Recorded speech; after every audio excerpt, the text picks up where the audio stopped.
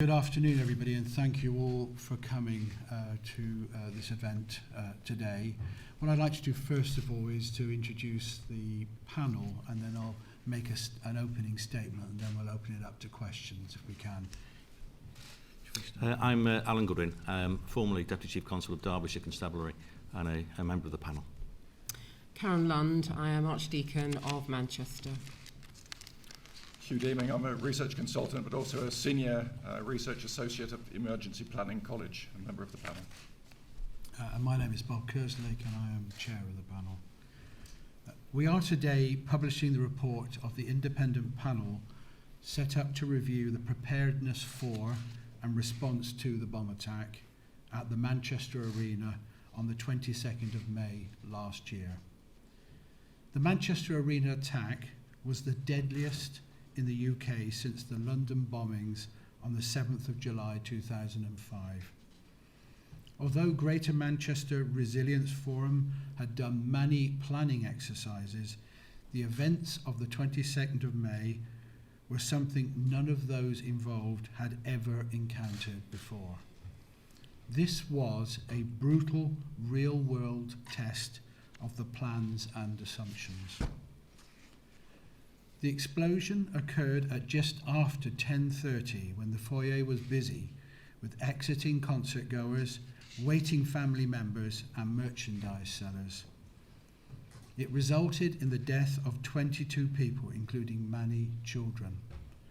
Over 100 people were physically injured and many more suffered psychological and mental trauma. This review into the response was commissioned by the Mayor of Greater Manchester, Andy Burnham, and commenced last September. Its focus was on the 9 days following the attack, before the move to the recovery phase.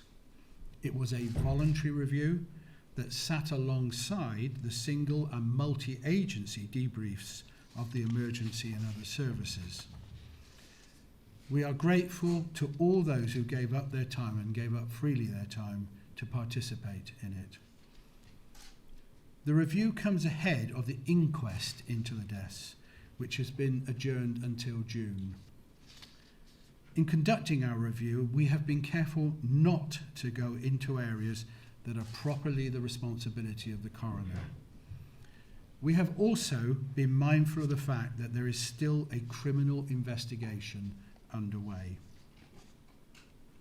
From the outset, the Mayor has been clear that the experiences of those who were directly caught up in the events of that night, the bereaved families and those who were injured, should be front and centre of our review. The panel strongly supported this view. In our update report in January, we proposed that public bodies adopt the recommendation within the report, The Patronising Disposition of Unaccountable Power, produced by the Right Reverend James, to sign up to a charter for families bereaved through public tragedy. With the support of the NSPCC, we were in contact with over 200 people and conducted many face-to-face interviews with people who were directly affected, including members of bereaved families where they wanted to speak with us.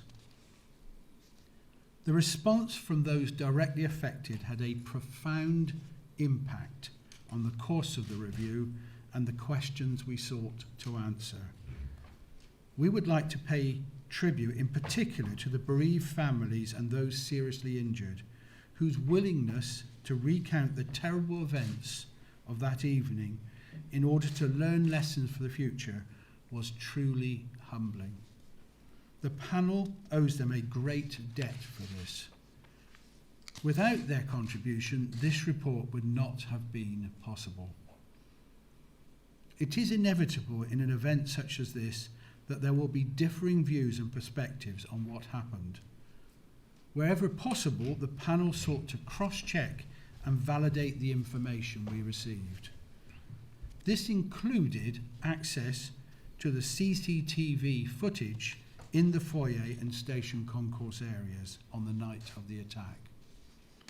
In chapters 2, 3 and 4 of our report, we tell the story of what happened on the night of the attack and the subsequent days that followed. Chapter 5 sets out our conclusions, and Chapter 6 provides a summary of our recommendations. It is important to say from the outset that there is much to be proud of in the response, both for Greater Manchester and its emergency services. We set out in the report the many examples of what went well. To highlight just 6, the investment in multi-agency planning and exercising as part of the Greater Manchester Resilience Forum resulted in the partner agencies being generally able to act with a high level of confidence. The actions of the arena staff, British Transport Police and members of the public who stayed to help showed enormous bravery and compassion. Police and ambulance personnel were very rapidly on the scene, and there followed a remarkably fast deployment of armed officers to secure the area, as well as ambulance staff to attend to the wounded. At critical points in the evening, key emergency personnel exercised sound judgment in an extremely stressful, chaotic and dangerous environment. Of particular note were the decisions to establish the casualty clearing station in the station concourse and to allow emergency staff and members of the public to remain in the foyer, notwithstanding its designation at the time as a hot area. These were vitally important judgments that significantly influenced the course of events over the evening.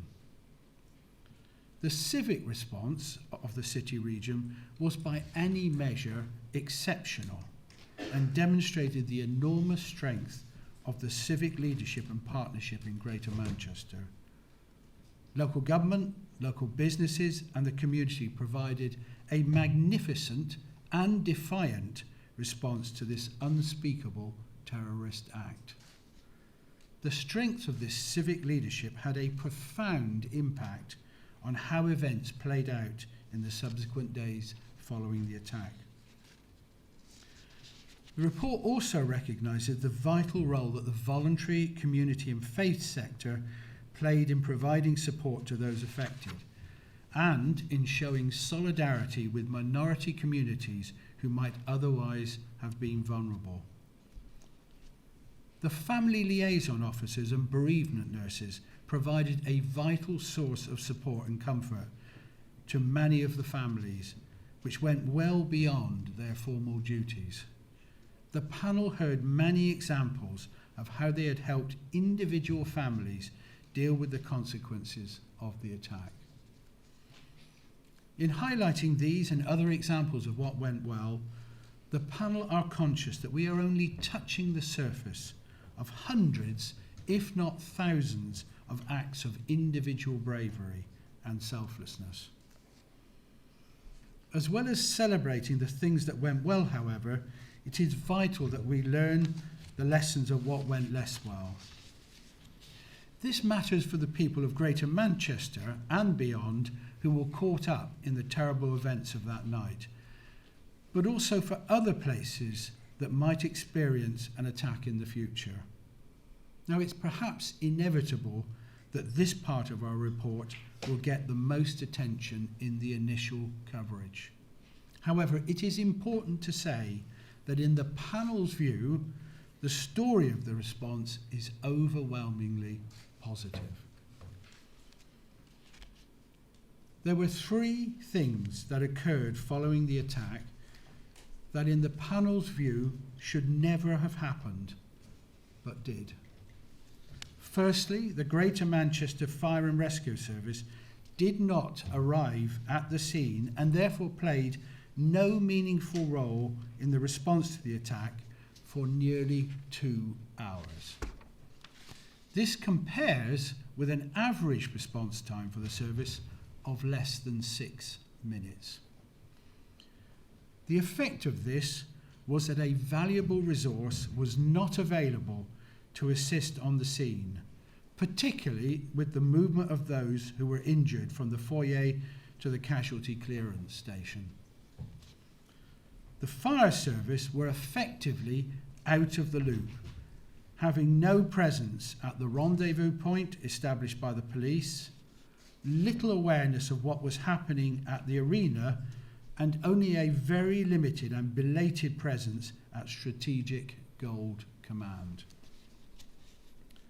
The reasons for the failure of the service to respond adequately to the attack are set out in full in our report. There is not one single reason, nor one individual that caused this failure. Rather, it was the most unfortunate combination of poor communications and poor procedures. The service will now need to reflect deeply on the wider issues this raises for their operational culture and approach to multi-agency working. We know from the many conversations we had with frontline firefighters that they felt that they had let the city down.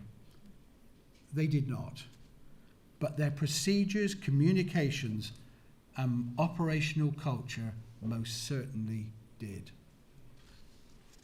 Secondly, in terms of issues, the setup of the Casualty Bureau was seriously hampered by the complete failure of the National Mutual Aid telephony service provided by Vodafone. As a consequence, communication with the families caught up in the attack was badly affected. In particular, the ability to increase capacity by bringing in other Casualty Bureau across the country was prevented. A restricted local telephone contact service was not up and running until around 3 a.m. in the morning. This failure was a cause of significant stress and upset on the night to the families involved, who were desperately seeking to find out more about the situation of their loved ones. A number were reduced to a frantic search around the hospitals of Greater Manchester to find out more. Vodafone have apologised for the distress caused to the families for the failure and are committed to ensuring that it does not happen again. We believe that Vodafone should also apologise directly to the families for whom the failure of this vital system made the experience of that truly terrible evening even worse. As this is a national contract with the Home Office, we strongly believe that the Home Office should seek urgent guarantees from the company on this matter. There must be tested backup systems in place that completely eliminate the possibility of another such failure. Thirdly, in terms of issues, the panel were shocked and dismayed by the accounts of the families of their experiences with some of the media.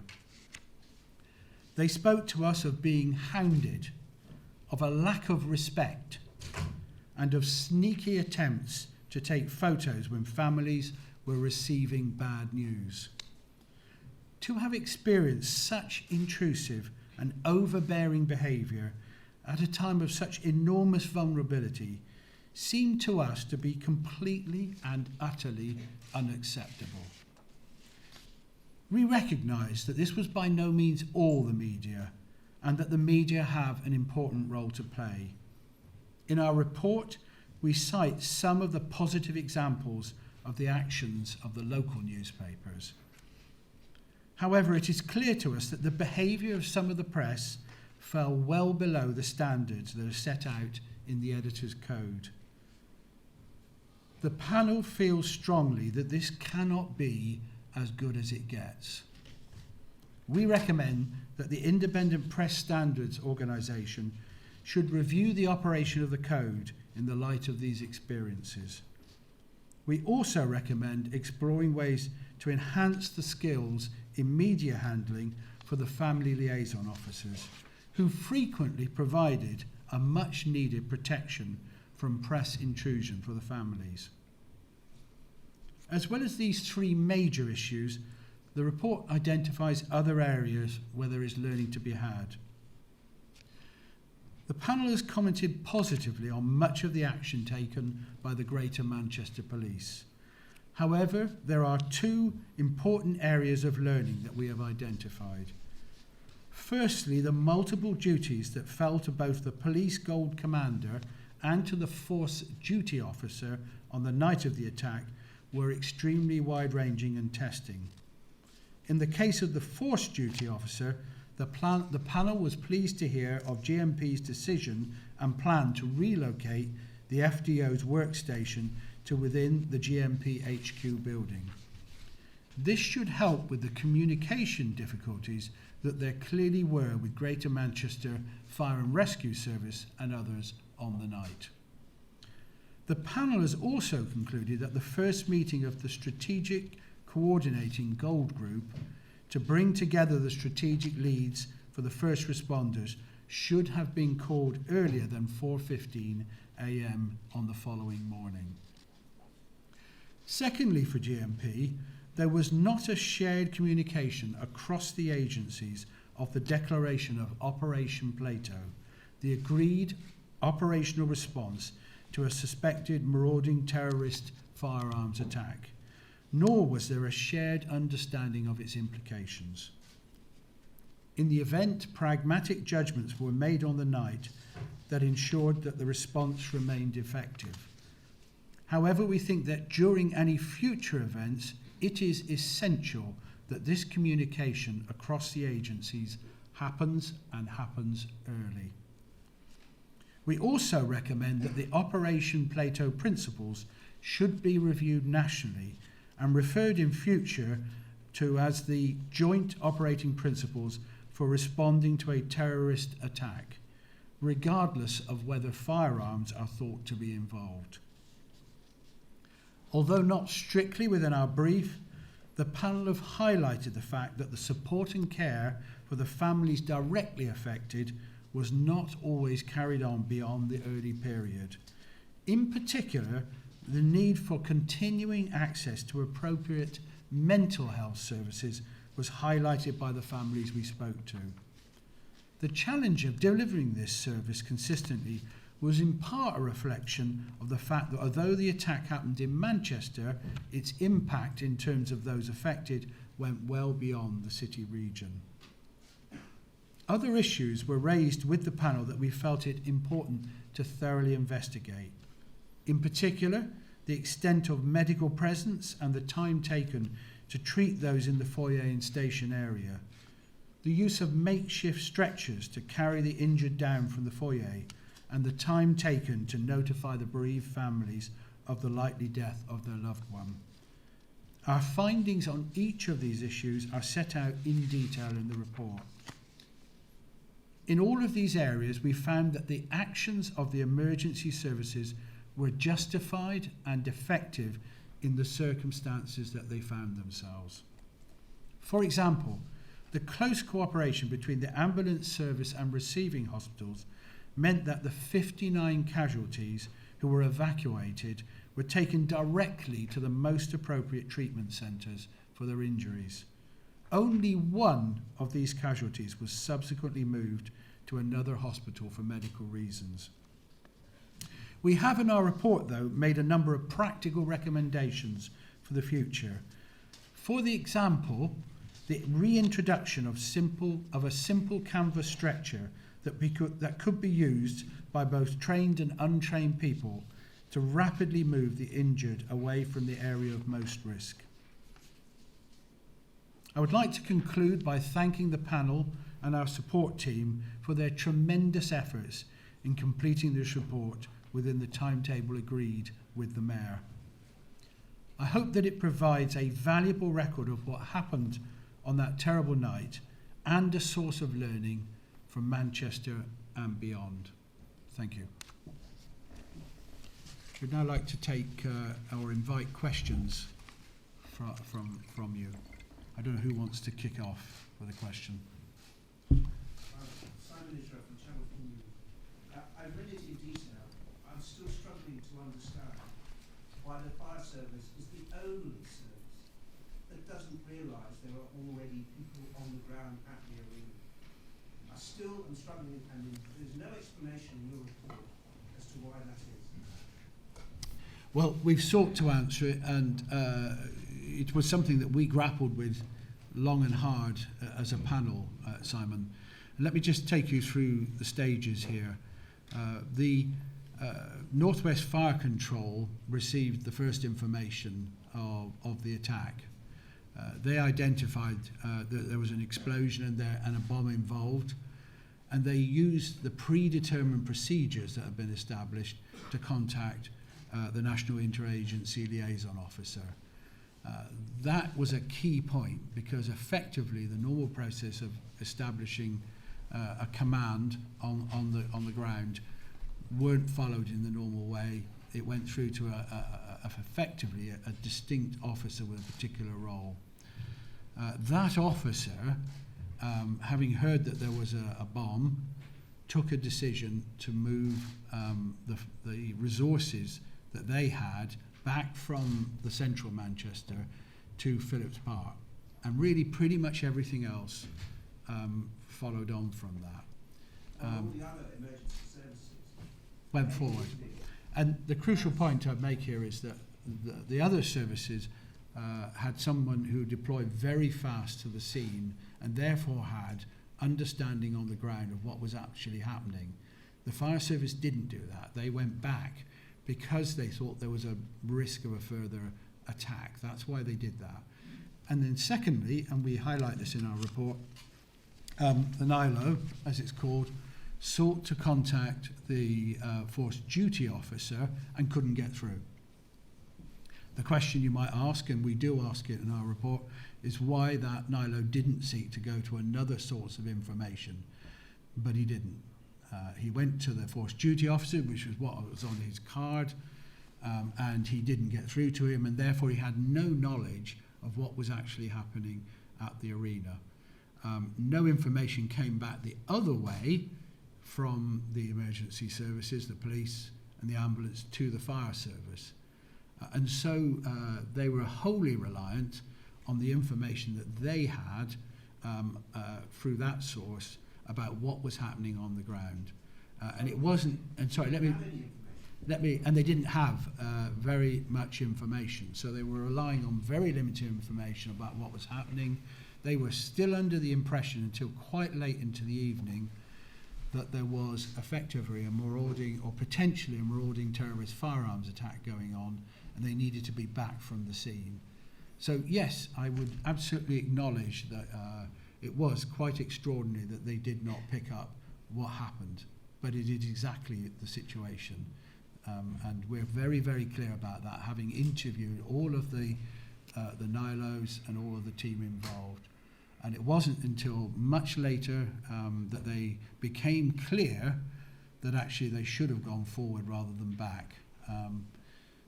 We do in our report, Simon, say that this was down to a series of events, the role of the fire control, which was a reactive rather than a proactive role, the very clear instructions that they had for the action plan, the distance that the NILO was away from the centre. We go through all of that in some detail.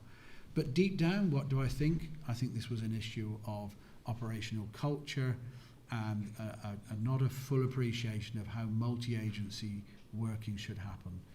So it is incredible. I'm not just in any sense describing you something that should not have happened, as we say, but the explanation is exactly as we say it in the report, in detail, about how the communications work. I don't know if Hugh wants to add anything. I think it was what was brought out for me was certainly the fact that the cultures of the police and the fire service and the ambulance service are very different. It doesn't make any of them wrong, but this was an extraordinary event for which plans had been detailed in peacetime, effectively, and those plans failed. And a funny sort of way, you might say, had the normal processes followed of an incident commander going to the scene, we would have had a very different story to tell here. It's worth saying that, and I made particular mention of this, the firefighters nearer the scene could see that something was happening, and actually wanted to go forward, but were prevented from doing so. And the discipline of the fire service meant that they couldn't self-deploy. That was not part of what they could do. Take another question here from the, yes. Judith Morris. Hi, Judith. The misconception that there was going to be another attack, with the benefit of hindsight now, also meant that paramedics in number didn't go inside the hot zone. They didn't go into the foyer. We know of members of the public who were left there to do first aid. They tried very hard. A desperate situation for them. Was that a mistake? We examined that issue as well in some depth. We also observed the video, and Alan may want to come in on this issue. It's important to distinguish that there were two areas. There was the foyer and the concourse, the station concourse. The number of paramedics who were in the foyer was relatively small, 3, but there were a whole set of other people in the foyer, British Transport Police, the public, staff who worked at the arena, who were in that space.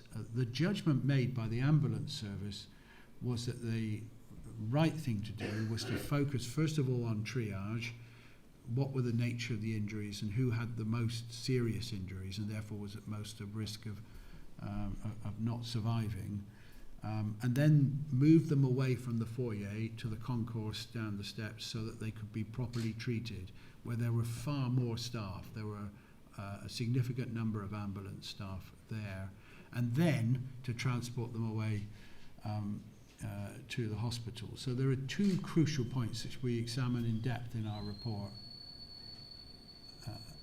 Don't know sure what that is. Okay, well I think we'll continue.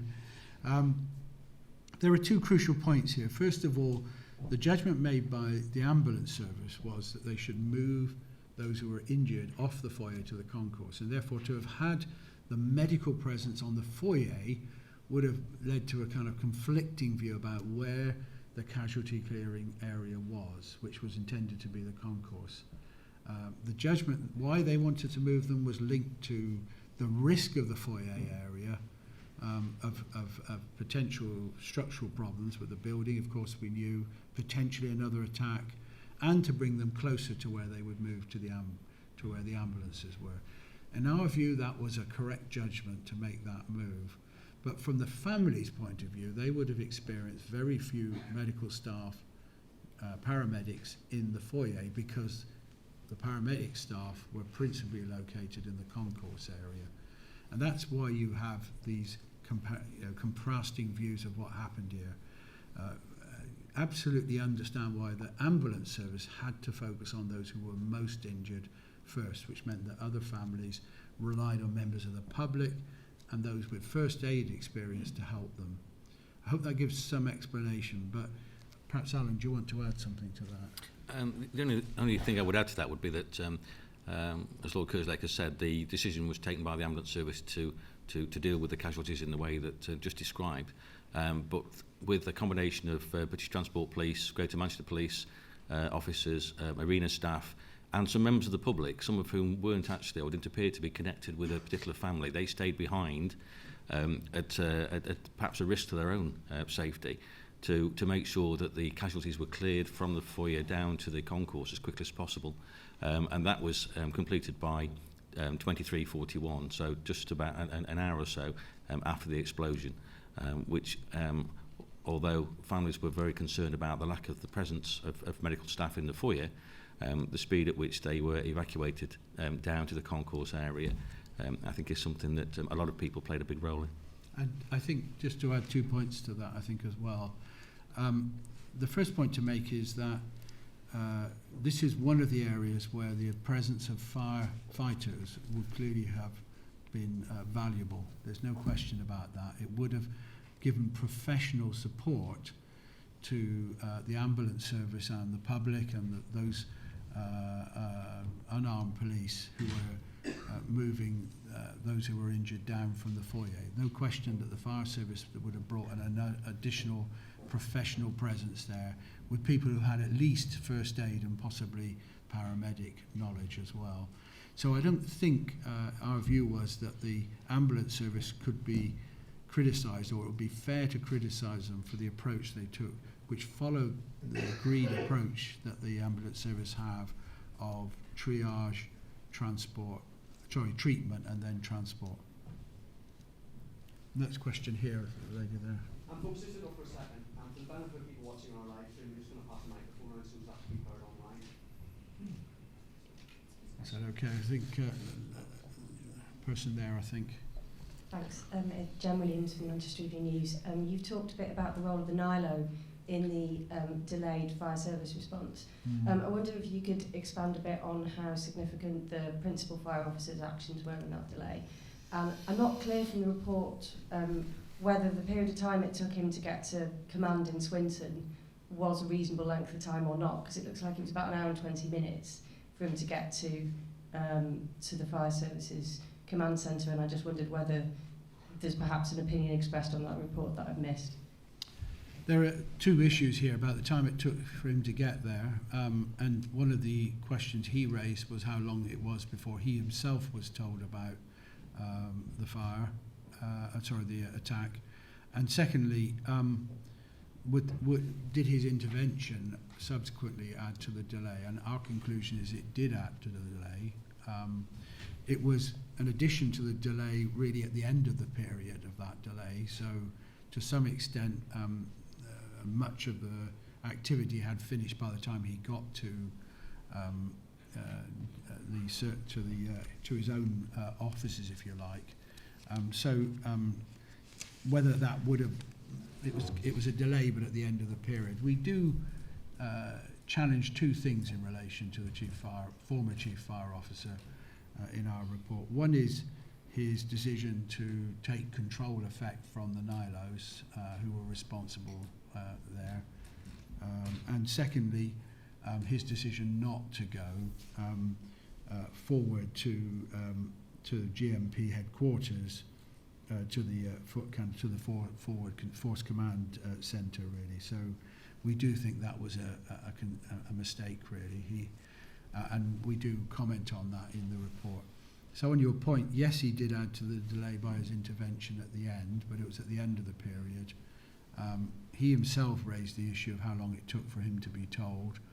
And thirdly, we think he should have gone to the Force Command module earlier than he did, actually. I don't know, Hugh, anything you want to add? Does that cover it? Yeah, I think it's very important. We were talking about the extraordinary action plan that was put in place, which put the NILO in charge of the further deployments from the service. So effectively, there were building blocks, and within the first 10 minutes, looking in hindsight, within the first 10 minutes, the failure to respond in a timely fashion by the Fire and Rescue Service was put in place by the unintended consequences of these particular items of guidance and doctrine. So adding in later in the time, the role of the principal officer had different effects. It had an effect, but the thing that was most significant was the early judgment to move back from the rendezvous point. Should we take a question here and then here, if that's okay? Do you want to go first, and then we'll go over there? Thank you. Helen Pidd from The Guardian. Lord Kerslake, you said before that had the normal processes been followed, we'd be telling a very different story here. Do you mean by that sort of the fire service was guilty of actually following the protocols, whereas everybody else sort of abandoned them and went to help? Is that what you were trying to say? No, I think what I was trying to say was that the fire service had particular protocols and procedures to deal with incidents such as this. It's the point that Hugh is making, and they followed them. So I'm not saying that was something they shouldn't have done per se. What I think we're saying is twofold, really. One is that when those procedures didn't work as planned, so in the instructions to the NILO, it says ring the force duty officer. He couldn't get through. There should have been initiative taken to say, well, how else can we find out what's going on? So that's the point we're making. The second point I was seeking was to make was that in their normal procedures for dealing with a fire, they would have got there much quicker, and they would have had somebody on the ground who could say back to the rest of the fire service what was going on. And that's what I meant really, that the distinctive procedures that were established to deal with explosion and bomb probably in the end definitely in the end worked against their rapid arrival at the scene. Designed to do the opposite, but that's precisely what they did. And it's worth pointing out that we mentioned in the report that GMP had 240 incident-related calls, and the Northwest Fire Control had 3. So Northwest Fire Control and the Fire and Rescue Service effectively didn't have situational awareness from the scene, and that's a significant reason why they didn't understand what was going on at the scene. I hope that answers your question, but come back if it doesn't, Helen. Question here. Hello, Stuart Flinders, BBC. You've praised a senior police officer for allowing policemen to stay at the scene, even though it was thought that a gunman may still be at large, and that went against established procedures and protocols. Of course, if it had turned out that a gunman was still at large and police officers have been hurt, that same officer may now be coming in for criticism. And I just wonder, in circumstances like this, where a senior officer has to make these very grave decisions and faces this terrible dilemma, what value these rules and procedures are? Well, all rules give you some guidance as to how to respond in circumstances. The reason why we praise them is that had they taken a different judgment and said, yes, this is a hot area, the only people who could have stayed in that area, the only people would have been armed police officers and suitably trained ones as well. So that would have resulted in the withdrawal of all those members of the public, those who were unarmed police, the paramedics, those from the arena staff who had duties. So that's why we felt that judgment was a crucially important one and the right one in the circumstances. What we try to say in the report is you definitely need procedures and processes to follow that people understand, but you also need to reach judgments based on your best knowledge on the ground. And that's what the force duty officer did. He had situational awareness, to use the phrase that's used by the emergency services. He knew enough of what was happening on the ground to say, notwithstanding this area being identified as a hot area, I think I will keep people there. In fact, it would have been unconscionable to move them out. So it's not that the procedures are have no value, but they've always got to have an overlay of people, human beings, making judgments based on the best information. And you're quite right. He made that judgment knowing that if he got it wrong, we'd have been having a different press conference here today. So it was a tremendously courageous, but in our view, correct judgment at the time. We do, though, and this is important to say, argue that those procedures, those national procedures, need some review to clarify that they apply to situations where there's a terrorist attack, regardless of whether it's an MTFA. So the procedures have got to be kept under review, but they do serve a role. 2 questions here, I think. Is it James? James. So James Tozer from the Daily Mail. Lord Kerslake, you mentioned in the report that members of the public are likely to become a key source of direct assistance for the injured in terms of first aid and evacuation in major incidents, and that following from that there should be more first aid training in schools. Just wondered if you could expand on what that means really for members of the public should they become caught up in terrible incidents like this in the future. What sort of reliance is going to be placed on them, the logic of that, really. I'm going to get Hugh to come in particular on this because this is his area of particular specialism. I mean, it was interesting with the Lord Kerslake's response to the last one. We were talking about assumptions that are made in plans that haven't really been tested in the brutalness of an actual event. What this panel is almost unique in doing is examining things like Operation Plato against the brutality of an actual event.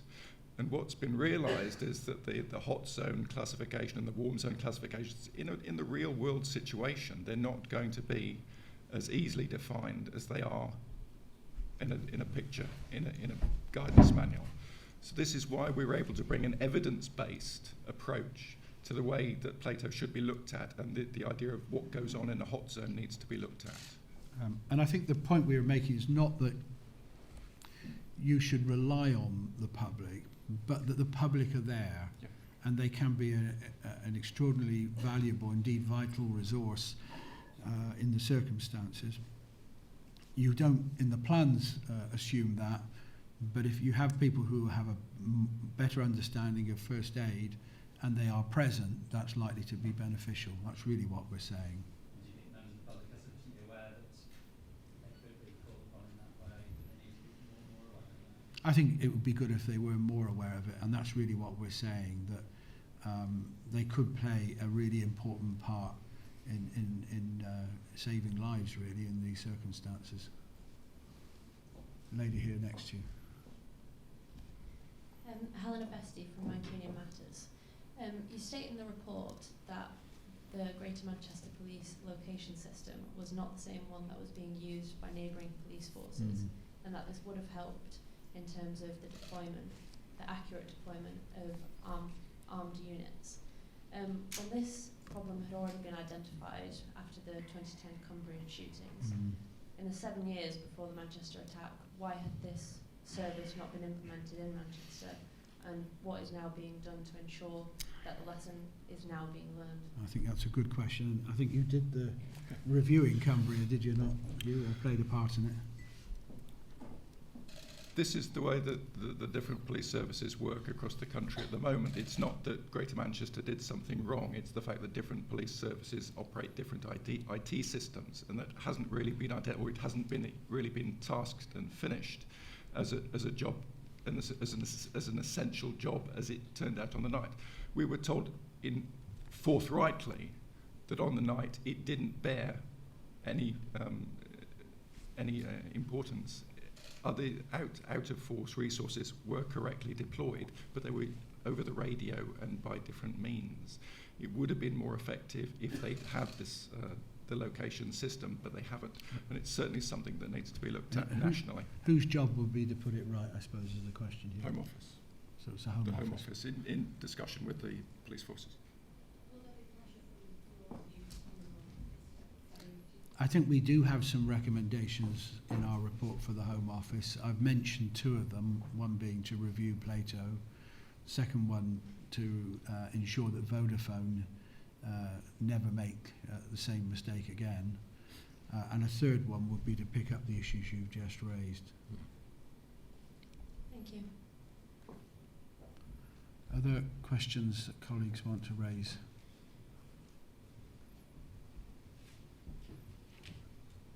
I think we may be done on our part of the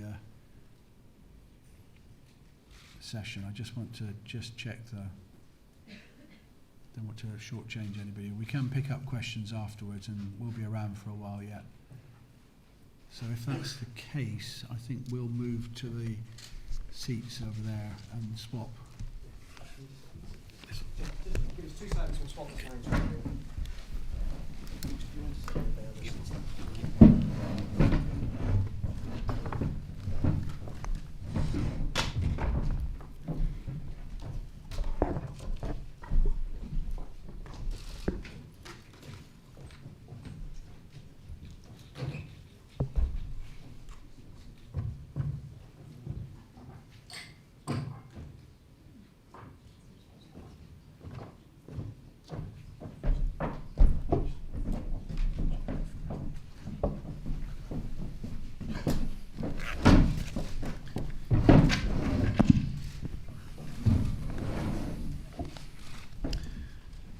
Afternoon, everybody. Reliving the events of the 22nd of May 2017 is painful for everybody who was directly affected. But it is important to do so for 2 reasons. First, by looking honestly at what happened, we can improve the way that we protect the public. Second, we can begin to provide the families who lost loved ones and those injured, physically and mentally, with the answers to questions they have no doubt been asking ever since. This report allows us to fulfil these duties and sets a new standard for inquiries of this kind in putting the voices of those most affected by tragedy at the heart of its deliberations. On behalf of the Greater Manchester public, I would like to thank Lord Kerslake and his panel for asking the necessary searching and difficult questions, but doing so with care, good judgment and empathy for those affected. On the night of the 22nd of May and in the hours after, Greater Manchester was, in the words of the report, brutally tested. But as it concludes, Greater Manchester stood up well. Thanks to the good planning still taking place just weeks before. Thanks too to the long-standing relationships between our public sector partners. And of course to the countless acts of bravery and selflessness by individuals. The report rightly highlights the contribution of what it calls zero responders, the people who were on scene before the first responders. The staff of the Manchester Arena, Civic, Emergency Training UK and Northern Rail ran into the devastation and into harm's way, even though they were not trained to do so, and showed outstanding courage and compassion in the most difficult circumstances imaginable. They were swiftly followed by police and paramedics who secured the scene and began helping the injured. We are so grateful to them all. It is right to praise where it is due, but also to acknowledge and challenge ourselves where things didn't go as well, as difficult as that process may be. I wish to remind people today that this independent report was first promised days after the attack in response to concerns about the response of the Greater Manchester Fire and Rescue Service raised by frontline firefighters with my office. What it bears out is that those firefighters were absolutely right to raise their concerns in the way that they did. It is clear that on the night, the Greater Manchester Fire and Rescue Service fell well short of the high standards it sets itself. Day in, day out, our emergency responders do an outstanding job protecting the public. I want them all to know that this report is in no way a criticism of them or designed to undermine them. Rather, it is to help me and the deputy mayors to fulfil our duties and our duty of care to those frontline staff, ensuring that at all times they are supported in doing their job by the best possible procedures, leadership and culture within their organisations. Lord Kerslake has identified weaknesses in the leadership and culture of the Greater Manchester Fire and Rescue Service which must be addressed. The Deputy Mayor, Baroness Beverly Hughes, has already begun a review at my request into the way the fire service uses its resources. But today I am asking her to extend that into a whole service review of Greater Manchester Fire and Rescue Service, including the way it works with other partner agencies, its governance, leadership and culture. The second substantive point raised by this report is, I believe, for the Home Office and the government to consider. It is right that national protocols with relation to terrorist incidents and potential marauding attacks were updated in the light of the Mumbai, Sousse and Paris attacks. But as this report repeatedly makes clear, there is a danger of inflexibility in applying a theoretical response rather than responding to the unique reality that every incident poses. This can lead frontline responders to make judgments that might be right on paper but wrong in practice, and this partly explains the fire service's mistakes. As the report makes clear, key individuals on the ground at the arena took brave common sense decisions which made the response better than it might otherwise have been had they followed protocol to the letter. In particular, I want to praise the Greater Manchester Police Force Duty Officer who took the decision to put Operation Plato on standby, thereby allowing first responders to remain in the foyer. Criticisms that only a small number of paramedics were in the foyer are therefore unfair, given that it took the police some time to confirm that this was not a marauding attack and there were no other devices or attackers in the arena. So I would ask the Home Secretary and Prime Minister to consider national guidance in the light of this report, because, Mayor, I have to ensure that the firefighters, paramedics and police of Greater Manchester are working under the best possible procedures.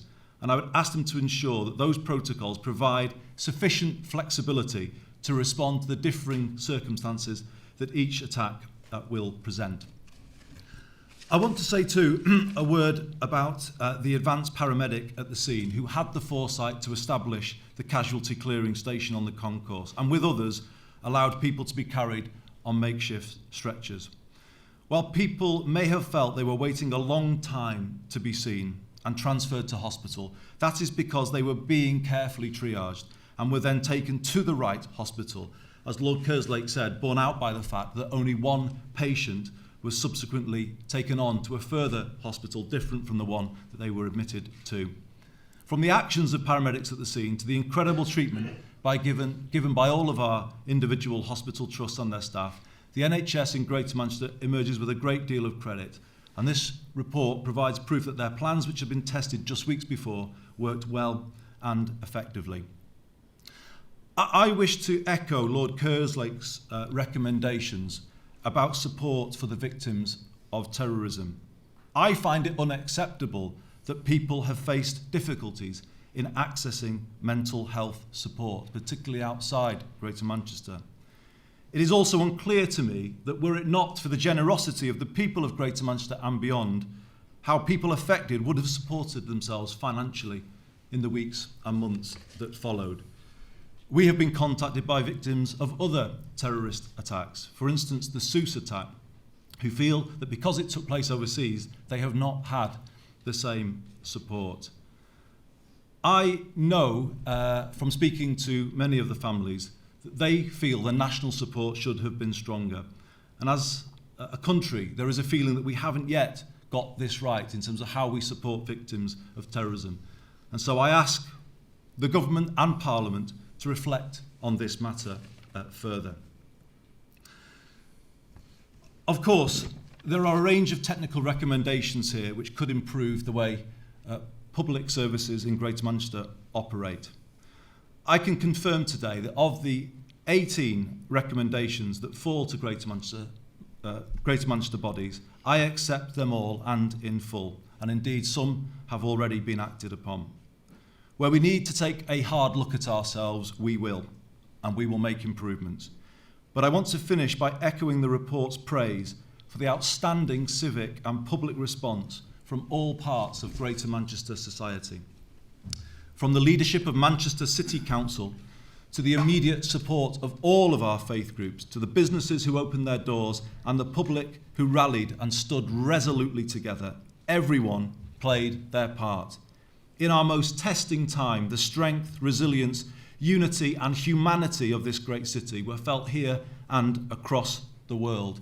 In divided times, Manchester was a beacon of hope to millions that there is a better response than hate and that the terrorists will never win. As we continue to recover and build for the future, we know we do so on the firmest of foundations. Now I'd like to invite Sir Richard Lees to speak.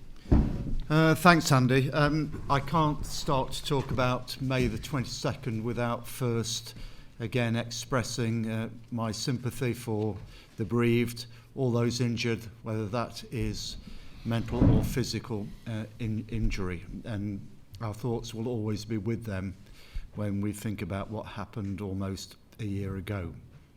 Reading the Kerslake report, I was struck, as Bob said in his introduction, that there were far more positives than there are negatives within that. And I have to say I came away from reading it with a really feeling of awe at what people did on that night in such complex and difficult circumstances. I think it's quite remarkable what people achieved, the difficult decisions they had to make in very, very difficult circumstances. Say a word about media, the local media in Manchester.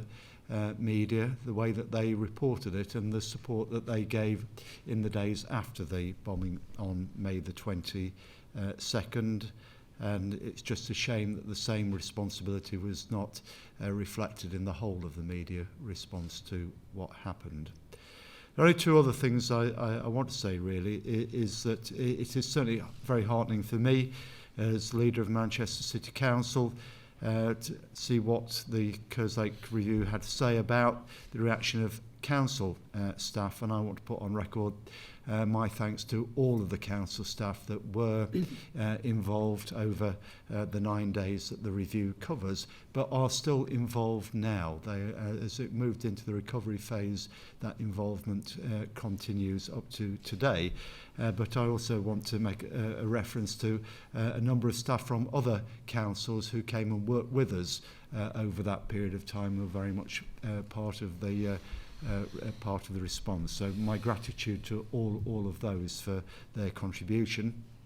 And the last thing I want to say is to really finish in a similar place to where Andy finished, which is to express my gratitude to the people of Manchester for the way that they responded to this outrage, that they were determined that they would not be divided, that they would not have their way of life ruined, that they would not allow terrorism to win.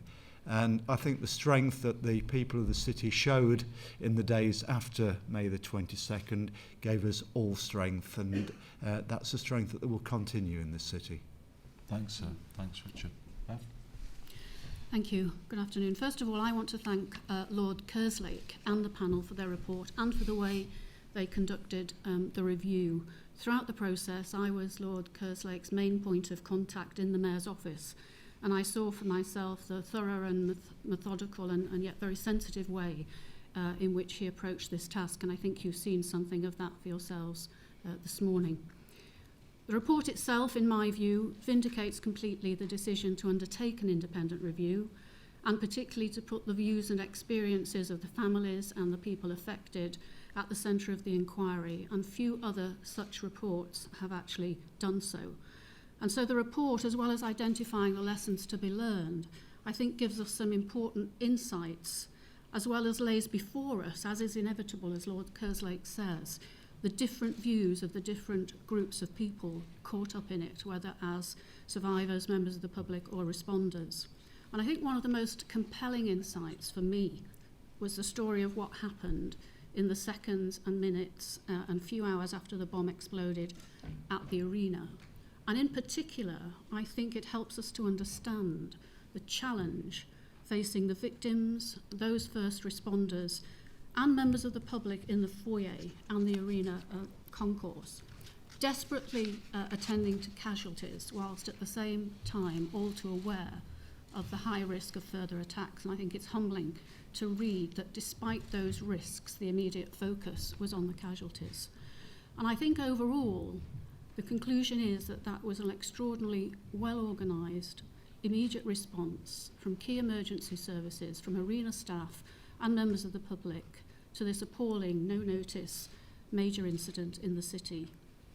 And what followed was, I think, an impressive operation with numerous accounts of bravery, as Lord Kerslake has said, in which none of those involved had ever counted before.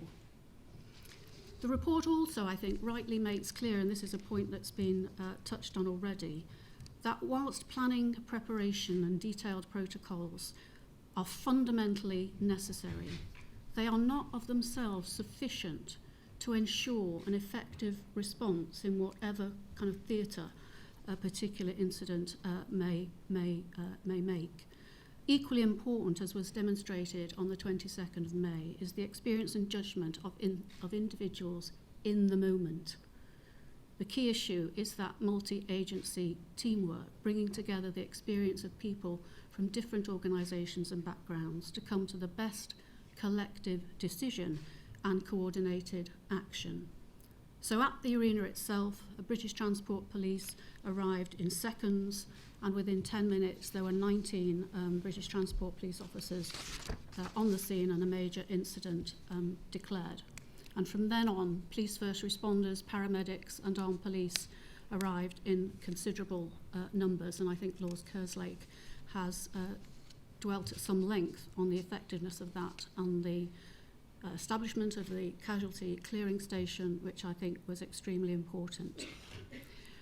I'd also just like to mention the calibre of the forensic operation that led to the rapid identification of Albidi, and through piecing together fragments of his mobile phone found in the foyer, was able to get details of his contacts.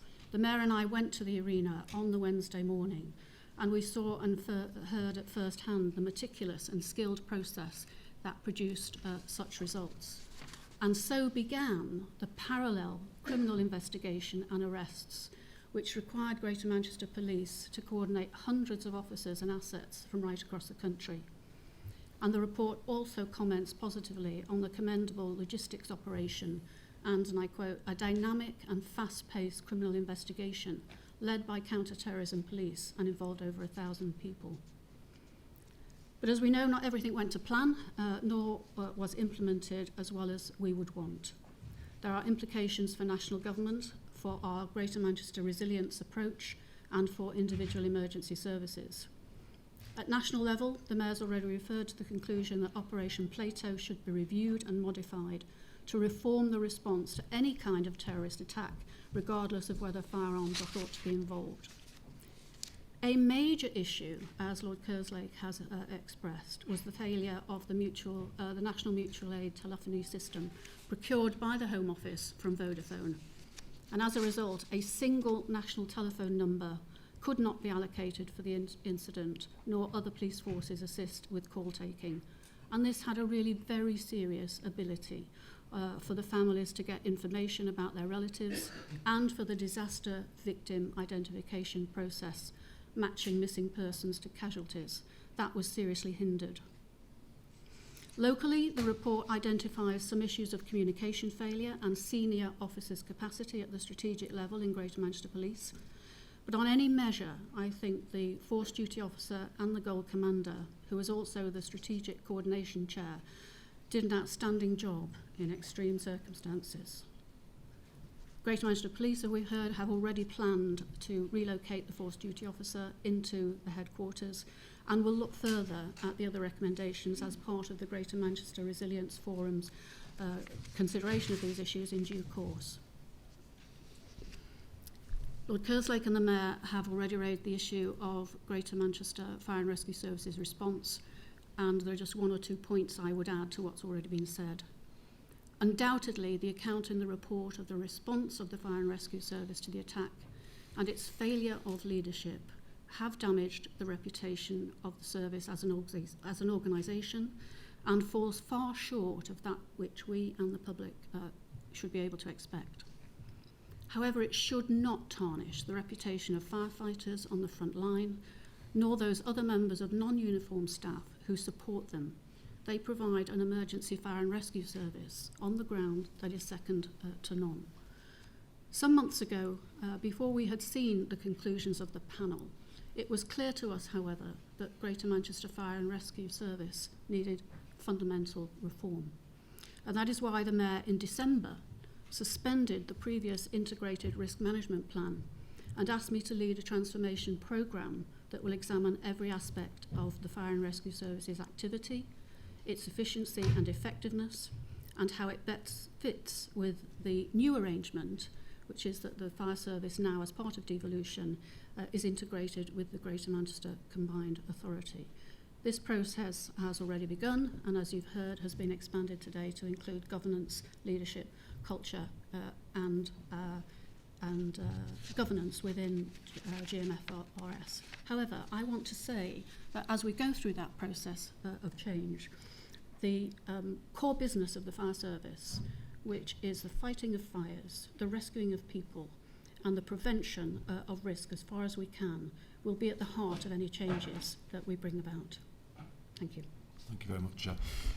So before we open up the floor to your questions, I'd like to invite the Interim Chief Fire Officer of Greater Manchester, Dawn Docks, to address the report's findings.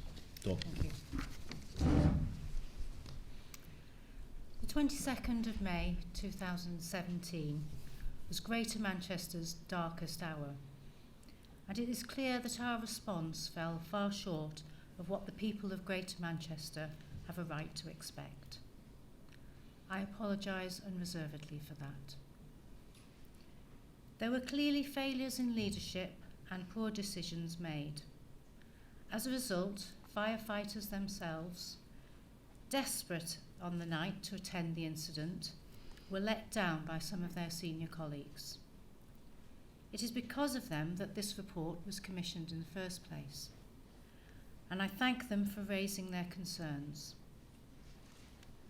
I also want to apologise to all our workforce who demonstrate day in, day out their commitment and bravery to keeping the people of Greater Manchester safe.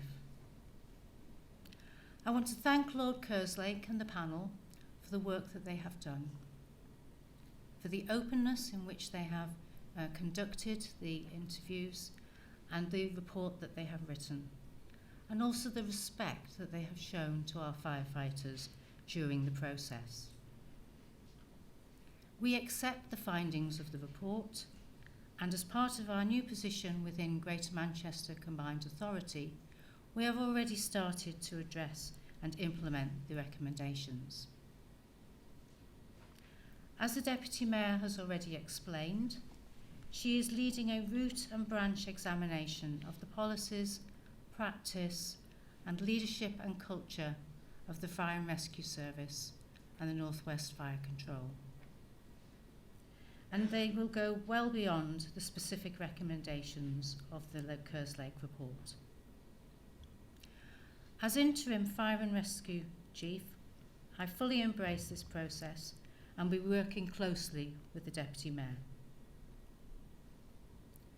The fundamental mistake made by the fire service that night was failing to communicate with our partner agencies. And this is something at the forefront of our plans to change the culture of the Fire and Rescue Service. We must ensure that the principles of partnership working are deeply embedded in the service. This is all about us acting together as one, which I know that everyone will approve of. By working together, we will ensure that the mistakes of that night are never repeated. Thank you. Thank you very much, Dawn. Any questions? Judith. Judith Lawrence, BBC News. To Dawn Docks. After such significant leadership failings, has any disciplinary action been taken against those responsible? I think that we're very much a learning organisation, so we're not seeking to go down a discipline route. We are making sure that this never happens again. Helen Pidd. Question for Andy Burnham. If you were sitting next to Peter O'Reilly, the then Chief Fire Officer, would you be, and if he hadn't taken early retirement, would you be calling for his resignation or at least some sort of disciplinary procedure against him? If you read the report carefully and if you go through all of the decisions that were taken, you will see that it's impossible to say that any one individual should bear all of the responsibility for what happened. I don't think that this report should lead to the scapegoating of any one individual to say that one person was uniquely to blame. But what Lord Kerslake has presented us with is a report that lays bare weaknesses, real weaknesses, in the operational practice, the leadership and the governance of Greater Manchester Fire and Rescue Service. So I would have been sitting down to address those weaknesses with the Chief Fire Officer, but of course he is no longer in service. So together with the Deputy Mayor, we are conducting that root and branch review that the interim Chief Fire Officer spoke about. we think it's important to listen to the views of firefighters on the ground who first raised these concerns, to build an organisation that puts their voices at the heart of everything that it does. It is about culture change. Making this all about one individual, I think, might take us away from the culture change that the fire and rescue service needs. Andy, could I just make one point for absolute clarity? It isn't the case that the former chief fire officer was allowed to take early retirement. He was entitled to take retirement under his terms and conditions. He announced that in September, well before we knew any of the detail that was provided by this report today about what happened that night. He was entitled to take retirement and he decided to do so. Yes. Peter Lane from Channel 5 News. A question for Dawn. Some of the firefighters were so close to the arena that they heard the blast. They were then sent in the wrong direction. Paramedics and police were heading towards people who needed help. They were sent away. How can the procedure go so fundamentally wrong? The officer that made that decision made it in good faith, and he was following national guidance and procedures in which to ensure that the crews were safe. They were moved away from what could have been the hot zone. Now, obviously, with hindsight, we know that that was a decision that shouldn't have been made. And that's why we need to look carefully at not only how those processes and procedures are revised, but also that we will encourage more operational discretion so that in future we won't find the situation where people are following the policy but not necessarily doing the right thing. And that's why I think it's important, just to echo what I said in my opening remarks. While, of course, the Greater Manchester Fire and Rescue Service need to take a hard look at themselves, and they are, as you can see, there is a question here about national procedure and guidance, which does need to be considered. The reality is that it was the wrong decision to take the fire service away from where they were located. And that was then compounded by the decision of senior leadership to base themselves at Swinton so that they couldn't then correct the original mistake. But I think if you kind of see the complexity of this decision-making process in what, of course, was a incredibly challenging moment for everybody, I think you can see where the seeds of this mistake were sown, and that's why, as I say, it's not right to scapegoat any one individual. Simon. Dawn, and maybe Andy, could you explain to me what it is that everyone's referring to when they're describing the culture? What is it? What is the problem with this culture? Maybe I'll answer first, and Dawn will can speak from more direct experience, Simon. But I think, as was said actually by the panel, and is in the report, the culture of the different emergency services, police, ambulance, fire, is different. Not wrong different, but different because of the nature of the way that they work. And it is put to us because of the challenges of dealing with a fire or a rescue situation. Often very clear rules have to be followed so that procedures work properly at the scene of very dangerous incidents. And that creates a culture within the fire service that is very rules-based and doesn't perhaps allow that discretion that Lord Kerslake was talking about, that ability to go forward and to use more initiative. And that is the culture that is being challenged here, and that we need to reflect upon. The second part is a culture perhaps that leads to too much working in isolation and not being sufficiently close to partner agencies in the ambulance and the police. So I would pull out those two aspects of the culture, Simon, that need to be challenged as part of the Deputy Mayor's review. Dawn, would you like to add to that? Does the culture also mean that you don't turn on the television or the radio on the night. You don't go to Twitter, you don't go to social media to find out for yourselves what is going on? Well, that's a question that I asked myself, Simon, in the days after the attack and when firefighters first began raising their concerns. I think it's important for me to say to you that that is where this began.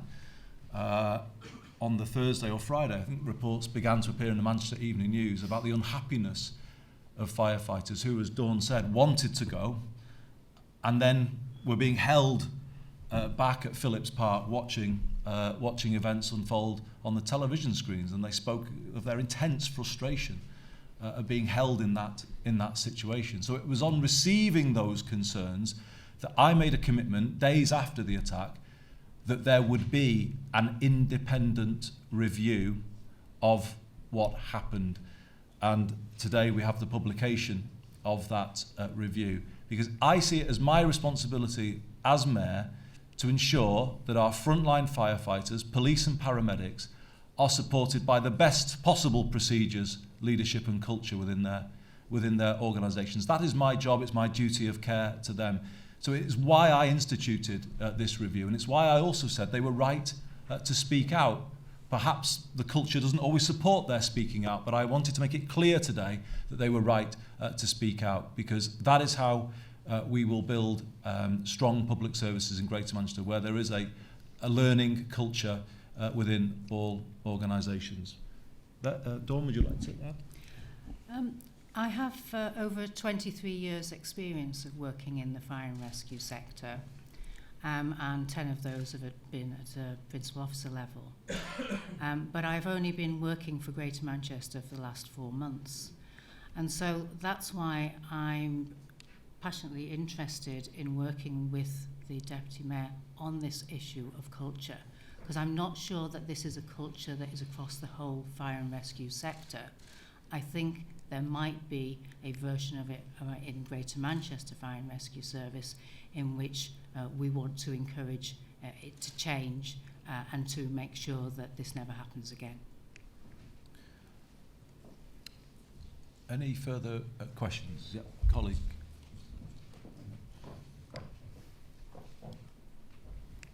Neil Keeling, Manchester Evening News. To Andy and to Dawn Docks, has Peter O'Reilly left with his pension intact and his lump sum in view of his performance on the night of May the 22nd? He's not been in work since September, although he did, obviously as we know, he retired in the first week of February. Has any action been taken regarding his departure package? I will stand corrected by Dawn or Bev if I get this wrong, but the Chief Fire Officer left, as you say, service and took retirement as he was entitled to do.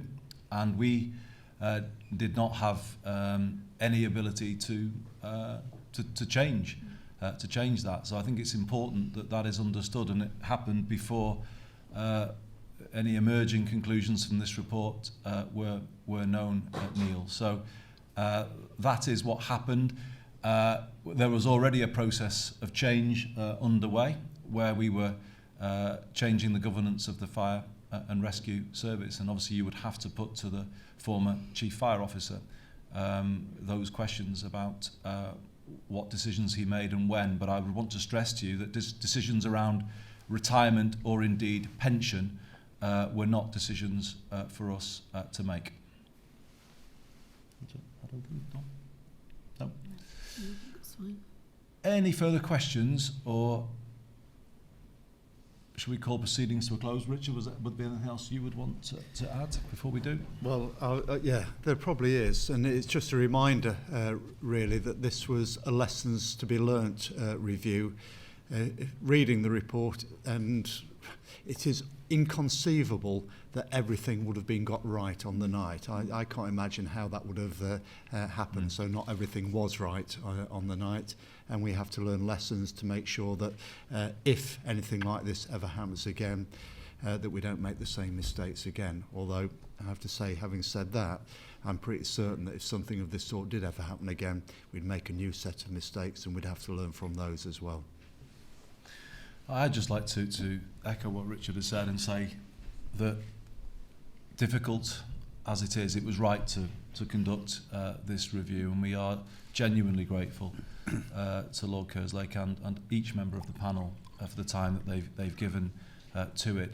I just want to finish by echoing that phrase that Lord Kerslake used, that Greater Manchester's response was overwhelmingly positive.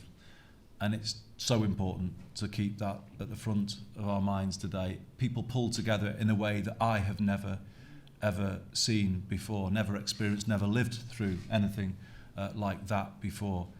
As Sir Richard said earlier, that gave him and me and the Deputy Mayor strength to respond in the way that we did.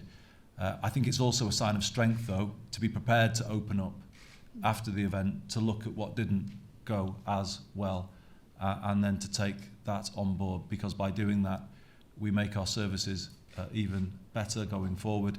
And of course, we begin to answer the questions that the families will have, although I stress today that obviously we can't answer all of those questions. And as Lord Kerslake said, many of those will only be fully answered by the inquest. But I'd just like to thank you for coming today, for your attention to this report, and particularly to the panel again for all of the dedication that you've shown. It will be appreciated by all of the people of Greater Manchester. Thank you very much, everybody.